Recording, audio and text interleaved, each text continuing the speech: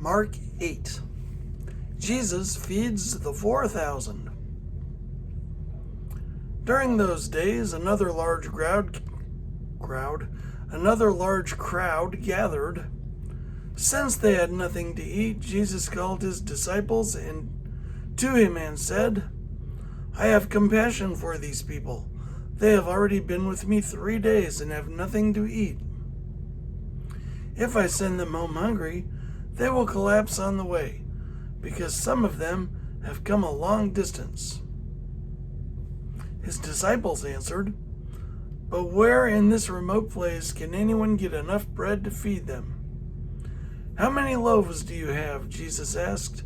"7," they replied. He told the crowd to sit on the ground. When they had taken the 7 loaves and given thanks, he broke them and gave them to his disciples to distribute to the people, and they did so. They had a few small fish as well. He gave thanks for them also and told the disciples to distribute. To distribute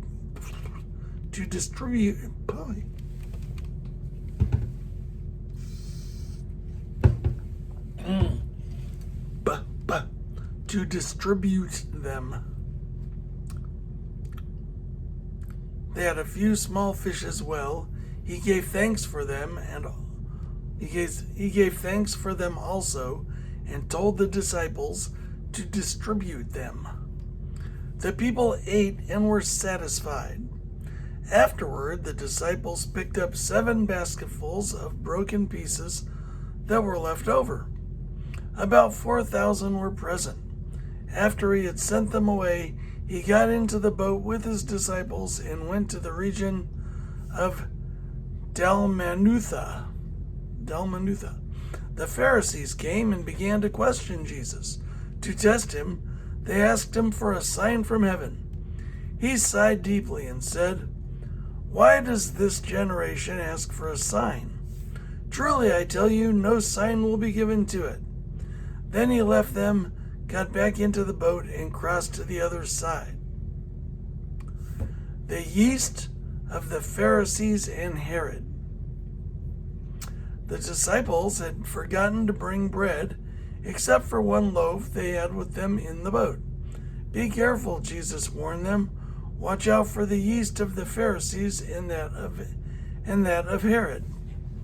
Watch out for the yeast of the Pharisees and that of Herod. They discussed this with one another and said, "It is because we have no bread." Aware of their discussion, Jesus asked them, "Why are you talking about having no bread? Do you still not see or understand? Are your hearts hardened? Do you have eyes but fail to see, and ears but fail to hear? And don't you remember when I broke the 5 loaves for the 5,000, how many basketfuls of pieces did you pick up?" 12, they replied. "And when I broke the 7 loaves for the 4,000, how many basketfuls of pieces did you pick up?" They answered, 7. He said to them, "Do you still not understand?" Jesus heals a blind man at Bethsaida. They came to Bethsaida, and some people brought a blind man and begged Jesus to touch him. He took the blind man by the hand and led him outside the village. When he had spit on the man's eyes and put his hands on him, Jesus asked, "Do you see anything?" He looked up and said, "I see people. They look like trees walking around." Once more, Jesus put his hands on the man's eyes. Then his eyes were opened. His sight was restored, and he saw everything clearly. Jesus sent him home, saying, "Don't even go into the village." Peter declares that Jesus is the Messiah. Jesus and his disciples went on to the villages around Caesarea Philippi. On the way, he asked them, "Who do people say I am?" They replied, "Some say John the Baptist, others say Elijah, and still others one of the prophets." "But what about you?" he asked.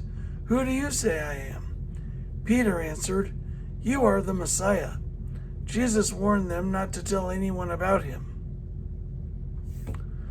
Jesus predicts his death. He then began to teach them that the Son of Man must suffer many things and be rejected by the elders, the chief priests,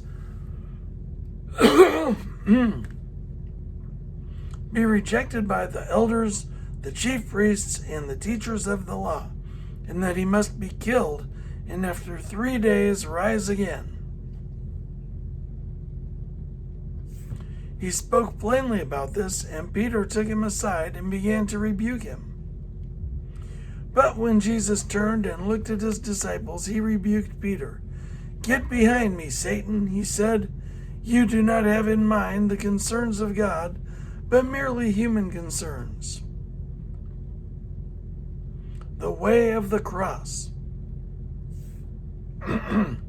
Then he called the crowd to him along with his disciples and said, "Whoever wants to be my disciple must deny themselves and take up their cross and follow me. For whoever wants to save their life will lose it, but whoever loses their life for me and for the gospel will save it. What good is it for someone to gain the whole world, yet forfeit their soul? Or what can anyone give in exchange for their soul?